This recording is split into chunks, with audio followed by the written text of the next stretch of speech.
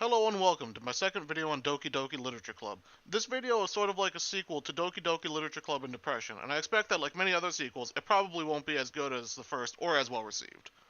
But, regardless, after making a video talking about Doki Doki Literature Club's first half, I feel it's appropriate to talk about the game's narrative and thematic second half. Before I get into that, I want to place a spoiler warning, and specifically for this video, a trigger warning. While in the last video I didn't show any graphic content in the game, in this video I won't be shying away from the graphic content or disturbing content that Doki Doki Literature Club presents to the player. This includes the suicide of two of the characters. I will also be discussing the other three girls in this video and will be talking about the issues that they are dealing with. This includes self-harm and abuse. But first, before I get into that, I think it's important that I talk about Yuri and Natsuki's characters, since they are going to be the subject of much of what is going wrong now. I'll start with Yuri. In Act 1, before everything goes wrong, she is rather shy. While she enjoys being able to discuss things that she is interested in with others, she has trouble socializing and can be a bit awkward. Despite my enjoyment of the character, there is no denying that she is weird, at times forgetting to start talking or not realizing that she had spoken out loud at all. Yuri is also overly critical of herself, getting nervous about minor things. One example being that if you write your poem for her on the first day, when she likes your poem she calls it exceptional, before realizing that she had said it out loud. She then gets really embarrassed about having said anything at all, and starts to think that you might hate her, at least until the main character assures her that she hasn't done anything wrong. Normally she stammers while speaking, but if given the time and patience to think about what she wants to say, she can come across as very elegant and insightful. This eloquence also shows through in the poems that she writes, each of them during Act 1 being a piece with a deeper hidden meaning. While this meaning might not always be difficult to discern, it does require some intentional searching on the part of the reader. But there's more to her than just this. Later on, if you decide to help her on Sunday, the player learns that Yuri has a particular interest in knives, and it is hinted that her interest is deeper than just finding the craftsmanship and sense of danger to them to be interesting, but also because she cuts herself. The exact reason why she does this is unclear. Another character implies it might be part of a fetish, but I personally am more inclined to believe that it's more like a drug addiction and that she gets a certain high from it. That covers all the important information about Yuri that I wanted to go over from Act 1, so now let's talk about Natsuki. Natsuki is one of the other major characters in the game, and she is sort of the opposite of Yuri. She is brash, blunt, and arrogant. During Act 1, she starts an argument with Yuri about whose poetry style is better. Yuri's eloquent poetry that hides a deeper meaning and that people could also easily derive multiple meanings from, or Natsuki's simpler style where the meaning jumps out at the reader and delivers a message in a way that is easy to understand. The argument is started when Yuri calls her poem, Eagles Can Fly, cute, which Natsuki takes offense to, since the poem was about the feeling of inadequacy and giving up, talking about all these cool things that different animals can do and setting up for a rhyme at the end, but instead ending with, people can try, but that's about it. The argument goes from there, with Natsuki continually being aggressive towards Yuri, taking offense at the fact that Yuri said she had to try to say something nice about Natsuki's poem, despite the fact that the nicest thing she could come up with is, I guess you could say it's fancy. Although she comes across as a bit of a jerk, this outward attitude is used to hide her own insecurities, and later it is also implied that her attitude is part of a coping mechanism. While Yuri deals with problems relating to self-harm, Natsuki deals with a combination of abuse and neglect. Out of all of the girls, Natsuki is physically the smallest. According to the wiki, she is only 4'11", and it's implied that part of the reason she is so physically underdeveloped is due to malnourishment. Along with this, it can also be implied that her father is physically and emotionally abusive towards her as well, or is at least overly strict. That's all I want to talk about for Natsuki. While I still need to talk about Monika, I'm going to leave her and her deal for later when I get into Act 3 since the main focus of Act 2 is Yuri and Natsuki. For Act 2, I'm not going to cover every event that can happen. I will talk about all of the stuff that happens regardless of what you do, and I will also talk about some of the more interesting events that can happen at random, or depending on player choice. So Act 2 of Doki Doki Literature Club is where the game goes from a lighthearted visual novel that opened up to reveal themes of depression to being a psychological horror game. Act 2 begins when the player walks in to find Sayori after she had committed suicide. Although personally there is one touch I would make to the scene, and that is removing the minor jump scare noise when you find Sayori hanging in her room. Personally, I think the lack of music beforehand, which would then transition into the song Sayonara, would have been more effective, but that's just me. The main character then breaks down upon finding his best friend's body. He mourns whichever decision he made, saying that this isn't a video game and that he can't go back and do something different. After this breakdown, the game displays an end screen and then kicks you back to the main menu, but now the new game text is replaced by glitch text. Upon clicking this, the game will then go back to the beginning of the first day, except any instance of Sayori's name is replaced by glitch text. Then, when her sprite would have appeared on screen, it is glitched as well, displaying as a weird amalgamation of the other characters. From here, the day restarts again, except this time it is as if Sayori had never existed in the first place. The player mentions always walking to school alone, establishing that Sayori is now gone. This time, instead of Sayori coming and talking to the player after school and dragging them to the literature club, Monika wanders into the room looking for some supplies. But upon encountering the player, she gives up on trying to find the supplies and she drags them up to the literature club, taking on Sayori's role of getting the main character into the club. One difference is that the club now only has 3 members and needs a 4th to become an official club, again bringing attention to the fact that Sayori isn't there anymore and none of the characters seem to remember her. The day otherwise continues as normal, except now most things Sayori had done previously are done by Monika, although now Yuri has taken on the role of the vice president of the club. Throughout the day, visual and auditory glitches will happen as well. During the first day when Sayori is still present, but is represented by glitch text, the music also gains random distortions, such as speeding up and slowing down. Later, when Monika first appears, her sprite flickers, appearing jumbled. Then, when she talks to the main character, he mentions her being in the debate club. She mentions leaving and starting a new club. When she says that it's a literature club, the screen glitches. Once the main character arrives at the club, the first appearance of Natsuki and Yuri is met with glitched audio. Other than this, the first day is free of much of the glitching, and aside from the fact that Sayori is missing from the scene, nothing seems to be too off. This helps to keep the player uneasy, and while the horror in Doki Doki Literature Club failed to stick with me after the fact, in the moment it did a good job of being unsettling. So, after the end of day 1, the player is brought to the poem writing minigame that they played during Act 1, except again, Sayori's little chibi sticker is missing, leaving only Yuri and Natsuki. And now, words that Sayori would previously react to are assigned to either Yuri and Natsuki respectively.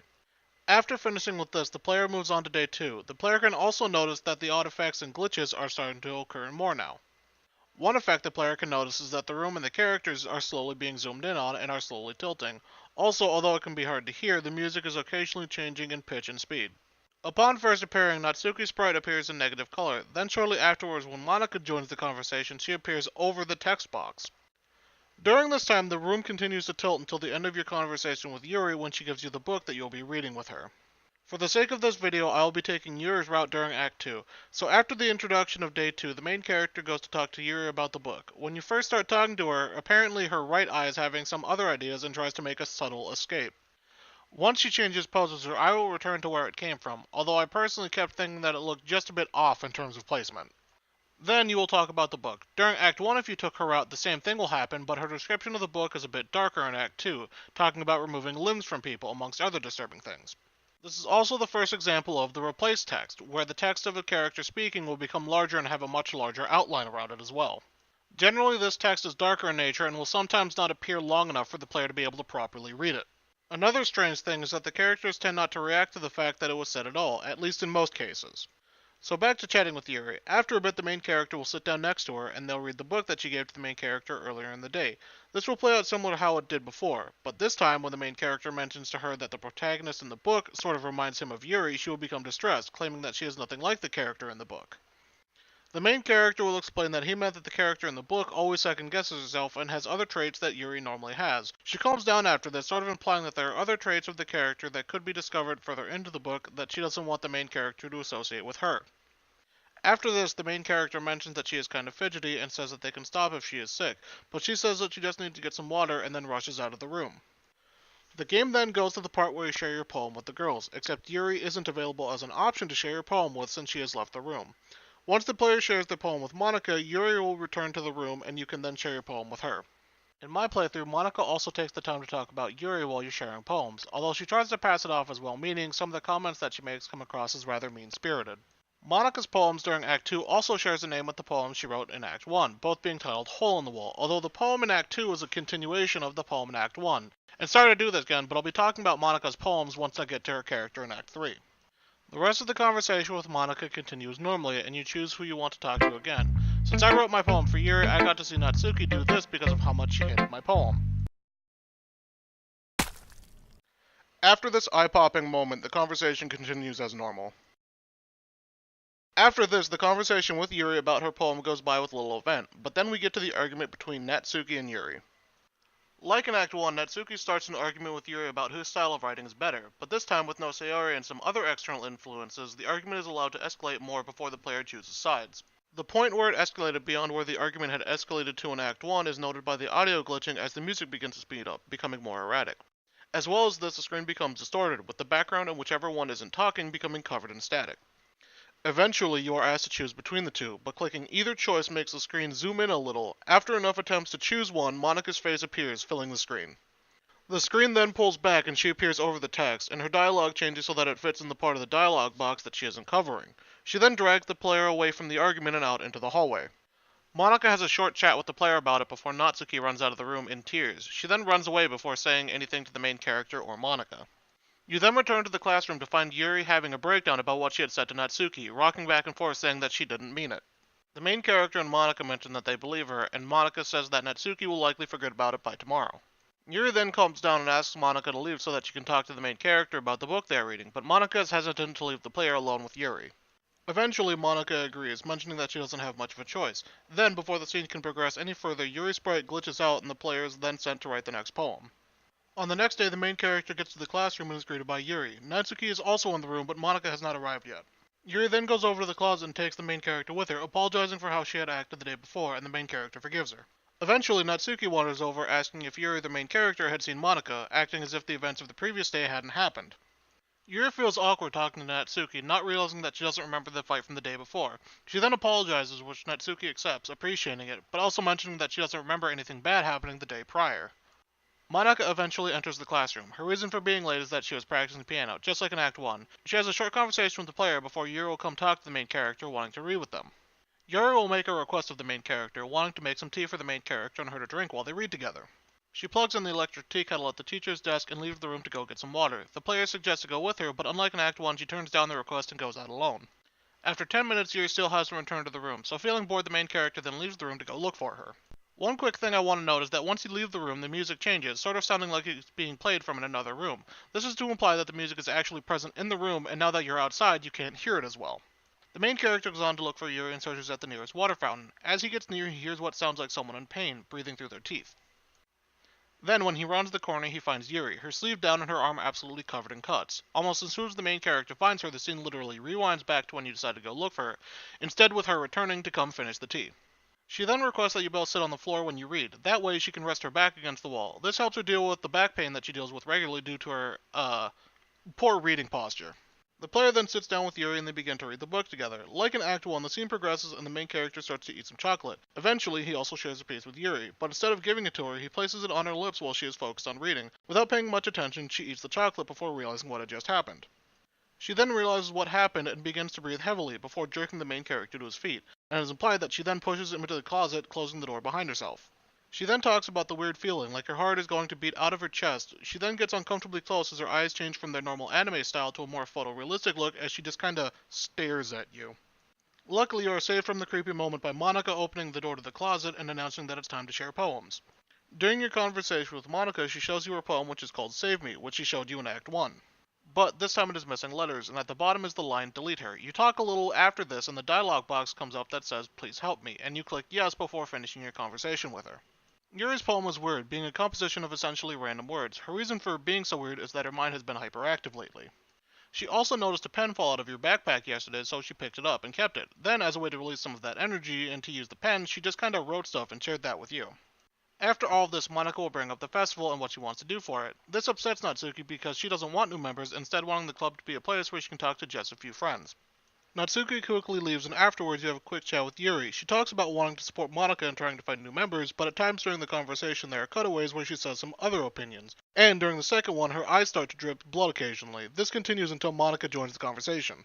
She says that they can talk about it tomorrow. Yuri offers to leave with the main character, likely to walk home in a way similar to what Sayori and the main character would do during Act 1. But Monika wants to talk with the player, telling Yuri that she wants to talk to him about his time in the club. After Yuri leaves, the background starts to become staticky as Monika says that she wants you to be happy there, and says that sometimes it feels like you both are the only real people there. She continues to talk to you for a bit. Some of what she says comes across as weird, but mid-conversation the screen fades to black, going to the poem writing section of the day. But you can see her say, no, not yet, as she protests that the day is ending despite wanting more time to talk to the player. The next day begins with Yuri acting very unusual. She starts the day by enthusiastically greeting the main character, and when Natsuki enters to yell at Monika for moving her stuff, Yuri is quick to bite, telling Natsuki off for being loud and annoying. Once Monika arrives, she talks a bit more about practicing the piano. Once the conversation is over, Yuri appears to have calmed down a bit as she takes the time to talk to Natsuki about the events of the previous day, also offering to give Natsuki a gift if she helps with the festival. Natsuki agrees to help and lets Monika know. Monika reacts as if she didn't want this to happen, but is trying to hide that fact. She then offers to spend time with the player, but Yuri quickly becomes territorial, saying that you and her already had plans together. Again, Yuri wants to make some tea for herself and the player, and again she tells the main character to wait in the class while she goes to retrieve the water for the tea. The dialogue replays exactly as it had the time before, and again, after 10 minutes Yuri hasn't returned, so the main character decides to go out and look for her, again finding her at the water fountain with cuts covering her arm. Just like last time, it rewinds before quickly changing back to the hall with Yuri being directly in front of the camera, her eyes now completely white. Again the scene glitches and Yuri returns to her normal visual state, leaving you both standing in the hallway. She talks with you a bit about when she was younger, explaining that when trying to make friends she would come on a bit strong, which drove people away, and she started to hate those things about herself. So she slowly became closed off and developed into a more introverted person. After this she starts to talk about how she feels around the main character. Quickly after this, she transitions into talking about how Monika makes her feel uneasy and how she wants to stay here with you for a while. She talks about how Monika was normally always so nice, but has recently become very cold. She also mentions how Monika is always watching. She slowly begins to ramble at the player, and as she does, Monika's sprite begins to appear over Yuri, slowly becoming more and more opaque. As Yuri talks, you can hear what sounds like a beating heart, and every few beats her eyes change to the photorealistic eyes that she had when she had cornered you in the closet. Eventually, Monika becomes fully opaque, and the scene then transitions to choosing whose poem you want to read. Choosing Monika simply yields a line from her saying, "Don't say I didn't warn you," and then the conversation ends. When you choose Natsuki, what she gives you isn't a poem, but is instead a cry for help, telling you that Yuri has been acting weird lately, but that you can't talk to Yuri about it for fear of setting her off. Then her facial features disappear and the weird text starts happening again, telling you to forget about what you had just read. She then tells you that you should spend more time with Monika, and then a text box appears saying, "Just Monika," and a choice option comes up saying, "Just Monika." Then the conversation with her ends. When you talk to Yuri, it becomes fully apparent that she has lost it, or is at least very close to losing it. When you give her your poem, she decides to keep it, saying that she'll read it while touching herself, and that she'll give herself paper cuts to get your skin oil into her bloodstream. She then shows you her poem, which is mostly unreadable. Once you are done reading it, she gets close to you, her eyes are once again becoming photorealistic. After a few seconds, this breaks. Yuri realizes what she was doing and quickly runs away, saying that she feels like she's going to vomit. After this, you again return to the scene from Act 1 where you choose who you're going to help over the weekend. Monika charges Natsuki with making cupcakes and tells Yuri to do something useful in a rather dismissive way. Yuri then says that she isn't useless and decides to help with setting the atmosphere, taking up the job that she had in Act 1. After some bickering between the girls, you again get to the choice of who you want to help for the weekend. Except now, while the options to choose Yuri and Natsuki are presented to the player, you are actually unable to choose either of them. The mouse is dragged to click the button to help Monika, and even if you manage to click either Yuri or Natsuki, the screen changes to be a white static with only Yuri's photorealistic eyes, and then the player is forced to choose to help Monika. Once you click one, it goes back with Monika being happy that you had picked her. Yuri and Natsuki are upset by this, and Yuri's possessiveness leads her to get upset before telling Monika to kill herself. Natsuki is scared, and Monika recommends that her and Natsuki leave. Monika makes a quick comment about Yuri before being forced out of the room. Then the music changes to a disturbing remix of My Confession from Act 1. Unlike in the scene with Sayori, you can hear crazed laughing and crying that can be presumed to be Yuri. Yuri talks to you in a rather creepy manner, confessing her love to you. She then asks the fatal question, "Do you accept my confession?" You can choose to answer either yes or no, but regardless of which you choose, Yuri begins to laugh, finally losing it, before suddenly pulling out a knife and stabbing herself, twice in the stomach and once in the heart. She then quickly collapses. The scene then changes to a special drawing of Yuri sitting propped up against a chair, her dead body smiling at the player. You can then fast forward, which will take you through the weekend. Slowly the color drains from her skin and eyes as her smile slowly changes to a more blank expression. Then, on Monday, the scene changes and Natsuki enters the room, excited for the festival, but upon seeing Yuri's corpse, she vomits and runs out of the room. Monika enters shortly afterwards, also surprised to find Yuri's corpse, but she is much less affected by it. She apologizes to the player, saying that she didn't realize the script had been that badly broken. Then, a developer console opens up in the top left corner of the screen, and the text "delete Yuri.chr" and "delete Natsuki.chr" appears, and both of the girls are removed from the game, just like Sayori was at the end of Act 1. Monika grabs a cupcake that Natsuki made, eating it and commenting how she wants to enjoy it one last time. Everything is then deleted and the screen goes black. Soon the dialog box opens up and the scene changes. You are now sitting face to face with Monika as she stares at you, and in the background you can see through the window that nothing else in the world exists anymore. She then talks to you, not the main character of the game, but you, the player. This begins Act 3 of the game, and with that it is now time for me to explain many of the weird things that have happened up to this point. But let me begin with talking about Monika's character and the problems she has dealt with. See, Monika doesn't have a problem like the other girls do. The other girls have relatable problems that real people have, but Monika has a problem that only someone in her position can have. She knows that she's a character in a dating simulator. She knows that the other girls aren't real and that they are just programs that exist within the game, and she used this to try and make the player fall for her instead. She does this by amplifying the values of the negative traits of the other characters. She is the reason that Sayori's depression led her to commit suicide at the end of Act 1. While Sayori always had depression, it wasn't so bad that she would have killed herself. But through direct manipulation and manipulation of the files, Monika got Sayori to kill herself. But seeing the reaction, she decided to delete her altogether to get rid of the problem. Then the game reset, but still trying to do what it was initially programmed to do. When the game realized that Sayori was no longer an entity within the game files, it tried to course correct, instead going to the second scene where there never was a Sayori. This explains some of the glitches that happened, such as the issues with the sprites when they appeared. Monika is also the reason that Yuri went from being a shy character who in the past had trouble building relationships with other people to becoming obsessed with the main character. During Act 1 it was likely that she still quickly fell for the main character, but in Act 2 this turns into pure obsession. Along with this, her need to self-harm was also amplified.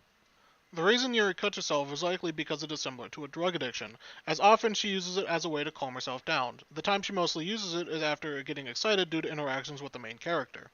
But before I get too off topic, let me finish up on Monika's character. So she realized that she was in the game and has known this since before the second day at least, since each of her poems is about her revelation that she is in a video game.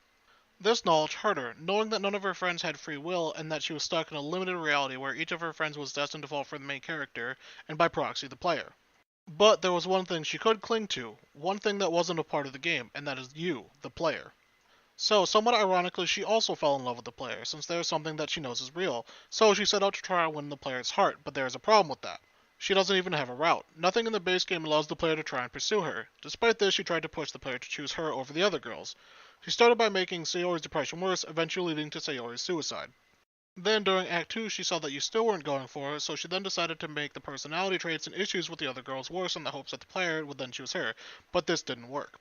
You can see a few of the ways she directly meddled with the game, such as the first time you find Yuri cutting herself. She needed the game to stay intact, so she let the main character go and try and find Yuri. When he does find Yuri cutting herself, Monika then rewinds the scene. That way the player knows about this, but the main character doesn't, and the game can continue as normal.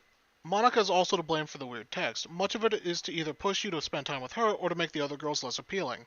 But in the end, none of it worked, so she resorted to deleting everything else, so the only thing that would happen is that you could talk to her. She then forces you to agree to date her, and you can sit there in the classroom and listen to the dialogue she has, but eventually the player has to go to the game files and delete her, just like she deleted the other girls. She is initially scared by the event, not realizing that you had deleted her, but she quickly realizes what is going on and gets desperately angry at you, not wanting to be deleted, but also being hurt by the fact that you went and deleted her. After a bit of this, she begins to regret the decision she made, saying how this was a world you wanted to take part in and that she ruined that for you. Once she has accepted that you deleted her, she admits that the other girls aren't fully deleted and in a minor act of redemption revives Yuri, Sayori, and Natsuki, but doesn't bring herself back. The game then starts again, now back to the first day with Sayori restored and appearing in better shape than she did before. This time easily waking up on time, it's implied that she still has a vulnerability to depression, but no longer suffers from it as badly. The day plays through normally, just now without Monika, except this time the main character decides to join the literature club all on his own, surprising Sayori with this. Once you finish the day, after the other girls leave, Sayori stays behind to talk to you. This is where you get one of two endings depending on what you did during Act 1. If you played through the game normally, choosing one of the girls and sticking with them during the week, then you get the normal ending. In this ending, Sayori reveals to the player that she knows everything and thanks you for getting rid of Monika, and now she plans to spend forever with you, just like Monika had intended to. But, like when the other girls were deleted, Monika still partially exists and intervenes. She stops Sayori saying that she won't let Sayori hurt you, and she then deletes her. The game ends with a letter from Monika, thanking you for all that you have done, but saying that the game should be left alone as the Literature Club is a place where no happiness exists, and all it does is expose innocent minds to a horrible truth. If the player took the time during Act 1 to save and reload so that they spend time with each of the girls when it gets to the end of the day, Sayori thanks you for everything you did, appreciating that you took the time to make each of the girls happy. She says tearfully that the game is over and that she is sad that there isn't anything she can do to repay your kindness, but she asks that you come back sometime to spend time with each of the girls. After this, the player is gifted a letter from Dan Savato, thanking the player for taking the time to achieve this ending and talking about visual novels and games in general. The first ending is depressing, knowing that each of the characters is forced to suffer in some way either due to the horrible realization of their situation or because of their pre-existing issues. The second ending has a bittersweet feeling to it. For me, much of that comes from the state that everything is left in. Despite the last of the game implying that things are a little bit better, I still feel sad knowing that each of the characters still has to deal with their issues. Yuri still likely cuts herself, and Sayori still has depression that is going untreated, and Natsuki is still living with her abusive father.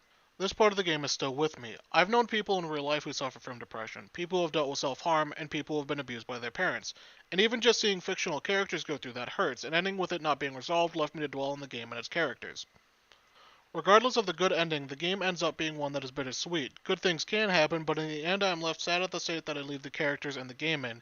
Each girl is damaged, and being unable to do anything to try and help them ends up being painful. All of this makes me remember the characters over the horror, and in the end I think that bringing the focus onto the characters and their issues over the horror is more important for the game to do. Thank you for watching.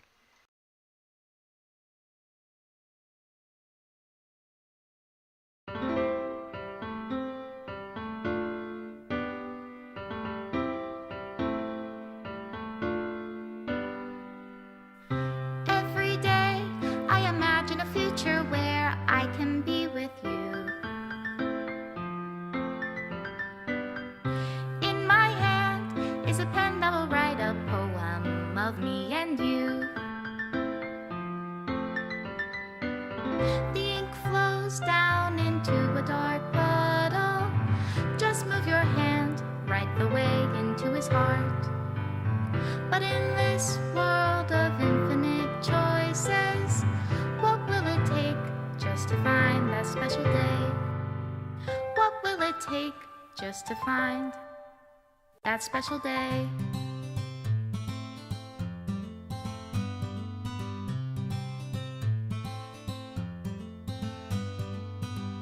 Have I found everybody a fun assignment to do today? When you're here, everything that we do is fun for them anyway. When I can't even read my own feelings, what good are words when a smile says it all? And if this world won't write me an ending, what will it take just for me to have it all?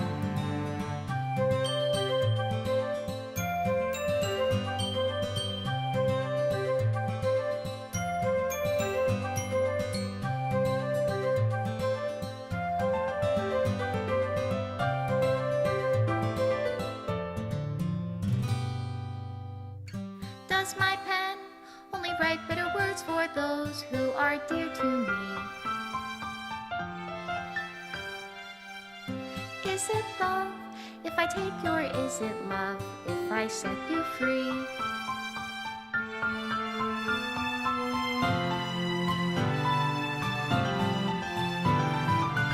The ink flows down into a dark puddle. How can I write love into reality? If I can't hear the sound of your heartbeat, what do you call love in your reality? And in your reality, if I don't know how to love you, I'll leave you be.